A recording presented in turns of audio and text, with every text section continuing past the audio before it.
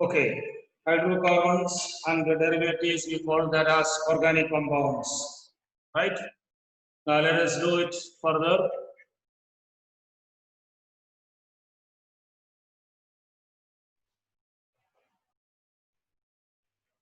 Now hydrocarbons are, or in fact, organic compounds are very large compounds.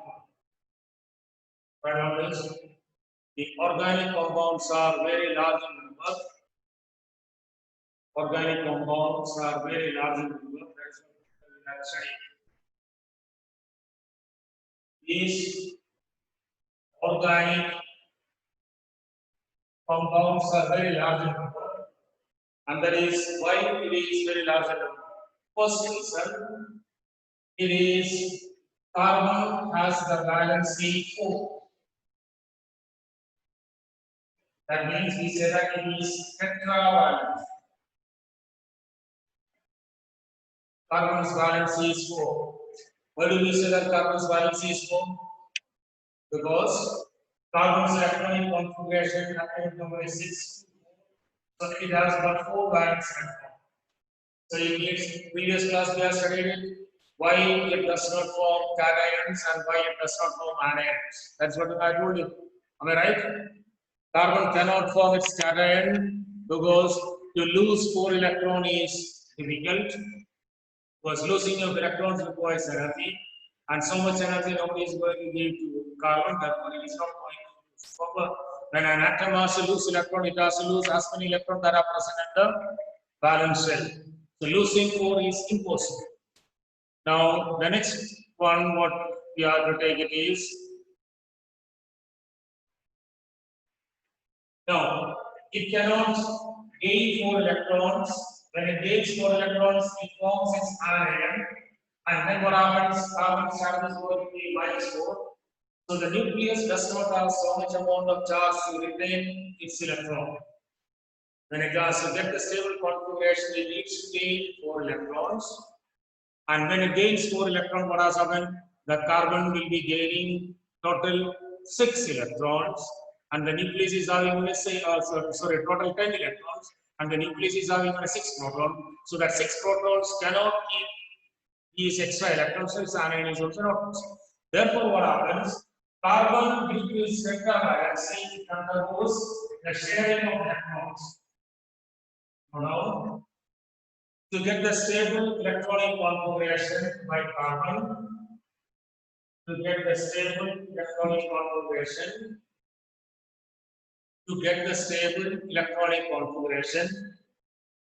carbon shares its electron. To get the stable configuration, carbon shares, shares its electron. Carbon is sharing its electron to get the stable bond. See, remember what have I told you? Losing 4 is out of the way, gaining 4 is impossible. Therefore, but carbon needs to get the stable configuration, therefore it will be sharing its electron. So why carbon shares its electron? Because its valency is 4. It needs 4 electrons to get the stable configuration. So nobody is going to give, neither it is going to lose, therefore it will be sharing. Understood it clearly? Now, so that is why it is. The next one is carbon radon. Carbon has the unique property, radon. Carbon has the unique property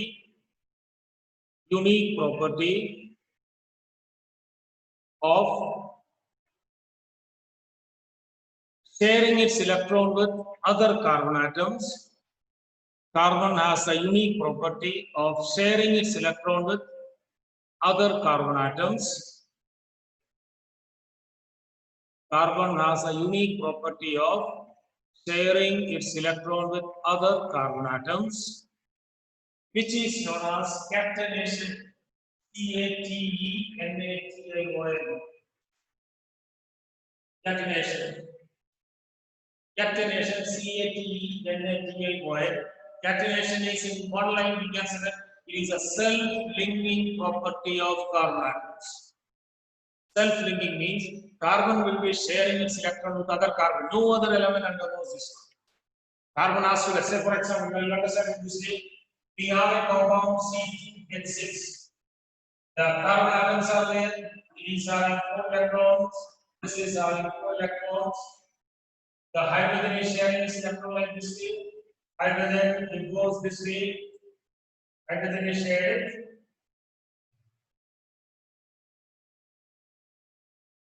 Now, this carbon is having 2, 4, 6. It needs 2 more electrons since it is not available. So, what is taking place? He is going to share the electron of other carbon atom. And the other carbon atom has shared this electron, he is also will have to share the electron of the second one. So, in this configuration, the carbons are the 8 electrons in its outermost orbit, and hydrogen also gets 2 electrons, the orbit is complete. And this is what is scattering. That means one carbon linked with other carbon atom to the covalent bond. The self-linking property of carbon atom is known as catenation. Now, why catenation is, in other words, we can say that why catenation is possible? Because carbon's valency is 4. Well and good if it gets electron sharing, it is all right. But if it is not able to get other electrons to share it, then what is happening? It is forced to share its electron with other carbon atoms. Understood it? And that forms a strong bond, and that is the reason why carbon compounds are very large in number. Right on? Organic compounds are very large in number because organic compounds are very large in number because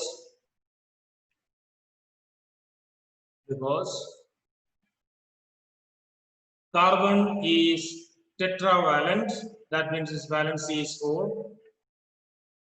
Organic compounds are very large in number because carbon is tetravalent, T-E-T-R-A, tetra means 4, tetravalency, as well as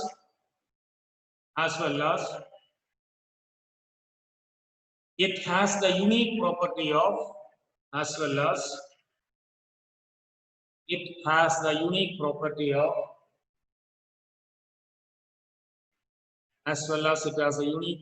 of, sharing its electron with unique property of sharing its electron with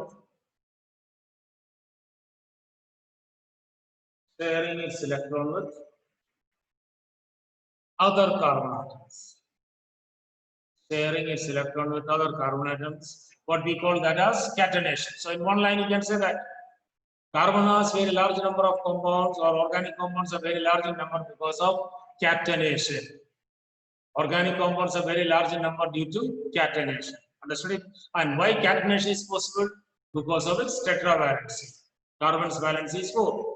Understood it clearly? Now let me ask you, let's understand. Silicon. Silicon's atomic number is how much? 14. You all know that. Now why carbon shows this? To understand it in the case of silicon. Silicon's atomic number is 14. So electronic configuration is 2 and 4. Silicon does not form very large number of compounds as in the case of carbon. Yes, I didn't tell you. Carbon forms extremely large number of compounds. Remember, if you are taking organic compounds, all other elements combined in organic compounds you are taking, it may be coming around 15,000 or 18,000. Whereas the organic compound just containing carbon, hydrogen, oxygen, nitrogen, and etc., that goes more than 50,000. You understood it? So why organic chemistry is taken as a separate branch of chemistry? First and foremost reason is they are very, very large in number. And why are they very large in number? Because of catenation. And why do they have catenation? Because of its tetravalency. Now, silicon is another element whose valence is also more. But silicon does not form very large number of compounds. This is not a part of the syllabus. But just for your knowledge, silicon's configuration is 2 it also needs to get 4 electrons to complete the object, or it has to lose 4. You know that silicon is a metalloid. What are metalloids? We show the properties of metal as well as non-metal. So why silicon shows the properties of metalloids? Now understand it this way. This is complete. It has got 4 valence electrons. So silicon's valence electron from its nucleus. This is the nucleus of silicon, which contains protons and neutrons. and its valence electron form is very far away from the nucleus. Clear? The 4 electrons are in the third shell. Then how much is the nuclear charge of silicon? It is 14 plus. So this 14 plus needs to attract these 4 electrons. Clear?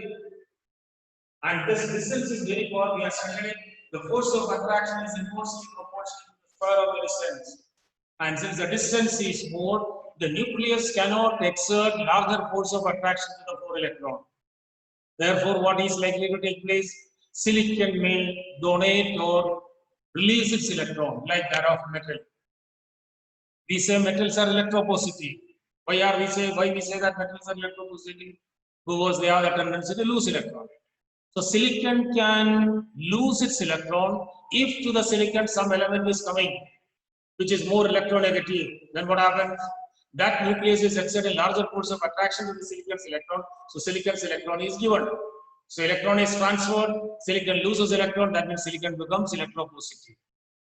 And if it is electropositive, that means it can be a metal. In some situations, what takes place? Silicon, when it combines with another element which is less electropositive, then silicon may attract the electron.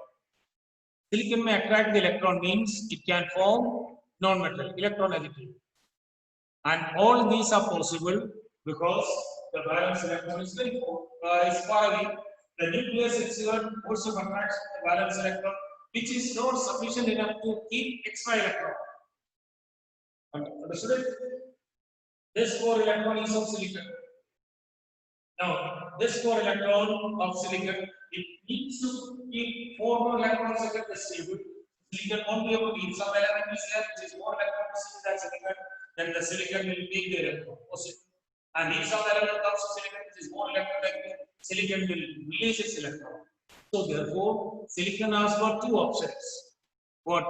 Either it releases its electron or it gains its electron. So that is where silicon forms very less compounds. Whereas carbon cannot release, neither it can gain. So carbon is having only option of sharing the electron. It has to get the stable configuration. Therefore, it shares its electron with whatever element it comes. If other elements are there, well and good. If it is not obtained, then it will be sharing its electron with other carbon. And that is the reason carbon forms extremely large number of compounds. And silicon, which belongs to the same valence electron, silicon compounds are few. Understood clearly? When silicon combines with oxygen, we get silicon dioxide. And when silicon dioxide is dissolved in water, we get silicic acid. That means silicon is a non-metal. Silicon dioxide plus H2O will be getting H2SiO3, that is silicic acid. So non-metallic oxide dissolved in water, we get acid. And silicon, like magnesium, can displace hydrogen. If silicon is put into diluted H2SO4 HCl on heating, we get silicon tetrachloride and hydrogen. What I am telling, silicon combines with oxygen, we get silicon dioxide. And when the silicon dioxide is dissolved in water, we get H2SiO3.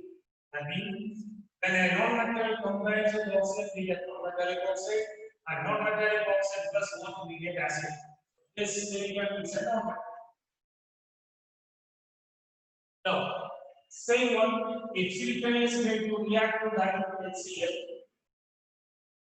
diluted hydrochloric acid on heating, we get SiCl4, silicon tetrachloride plus hydrogen. However, if magnesium is put into diluted HCl, what do we get? Magnesium chloride and hydrogen.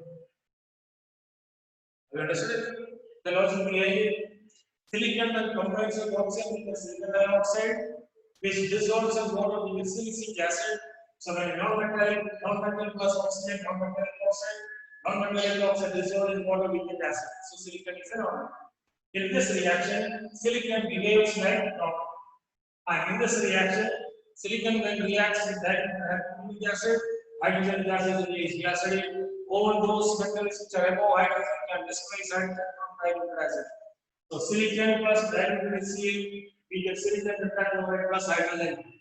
You understand it? So in this segment, silicon behaves like a metal. So silicon in some reaction behaves like metal, In some reaction, it behaves like non-metal. So two options: either it is metal or a non-metal. So it is a metalloid. Whereas in carbon's case, what has happened? It cannot lose. Either it can gain. So therefore, it will be sharing. So extremely large number of compounds are possible as far as carbon is concerned. That's very clearly. So you may get a logical question in BSc and etc. Though silicon has got 4 valence electrons, why silicon does not form large number of compounds, whereas carbon forms extremely large number of compounds? Understood the reason? Silicon does not form. Silicon compounds are few. Silicon dioxide, silicon carbide, etc. Few compounds are there. Not like that of carbon. Clear? So remember, carbon compounds are very large in number due to catenation. Catenation means carbon is the only element which shares its electron with other carbon atoms, no other element, and due to which it is. Understood it? Okay, the next topic I know. Hydrocarbons, we are going to do that.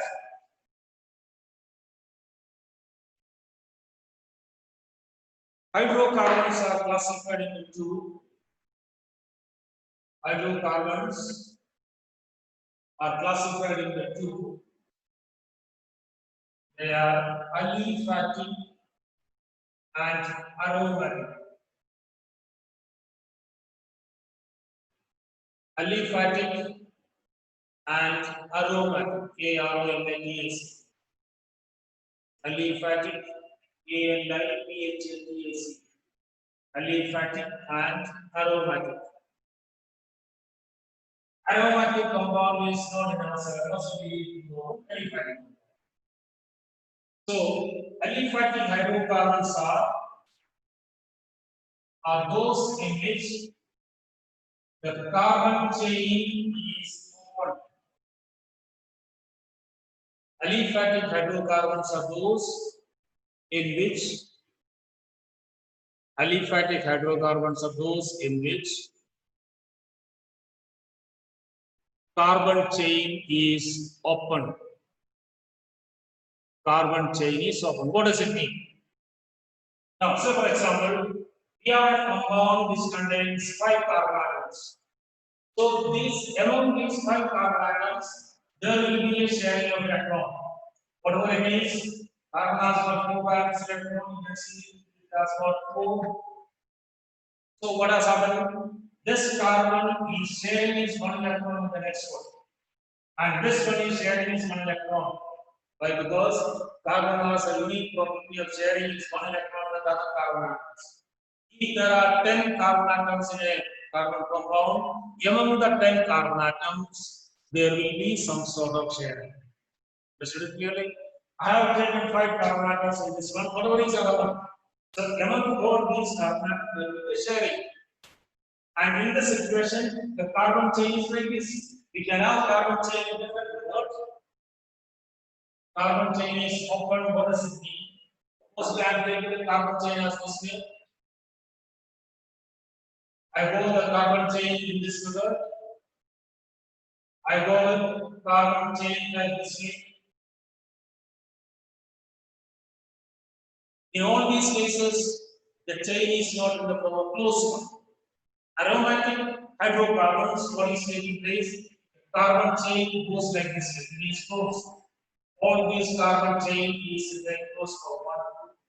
1, 2, 3, 4, 5, 6. It is an enclosed form. So this is what is aromatic. So you know this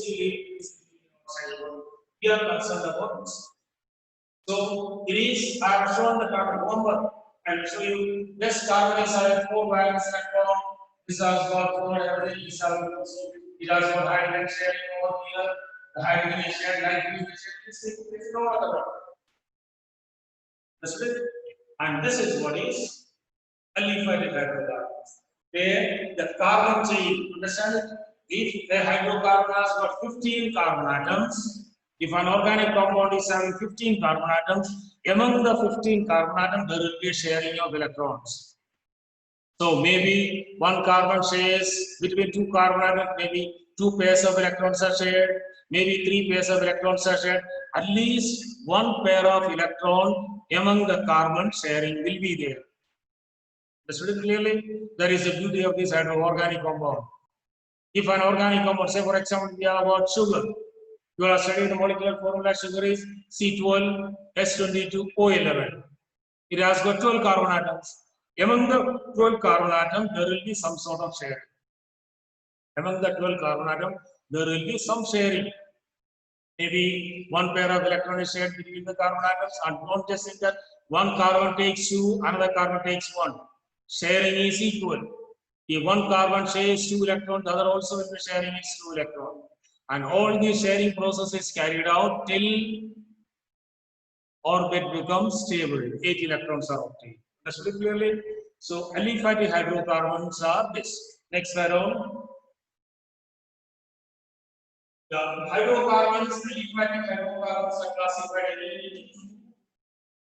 Aliphatic hydrocarbons are classified into two. First one is saturated hydrocarbons, and the second is unsaturated.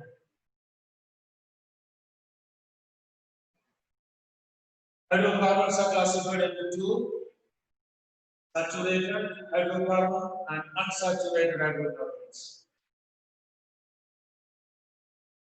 Hydrocarbons are classified into two: saturated and unsaturated. Saturated hydrocarbons are those in which between the carbon atom single covalent bond. Saturated hydrocarbons are those hydrocarbons in which single covalent bond between the carbon atoms. Single covalent bond between the carbon atoms. What does it mean? One pair of electrons is shared between the carbon atoms. So saturated hydrocarbons are those where one pair of electrons are shared between the carbon atoms. Written? Okay. Unsaturated hydrocarbons are those. Unsaturated hydrocarbons are those. Unsaturated hydrocarbons are those in which between the carbon atom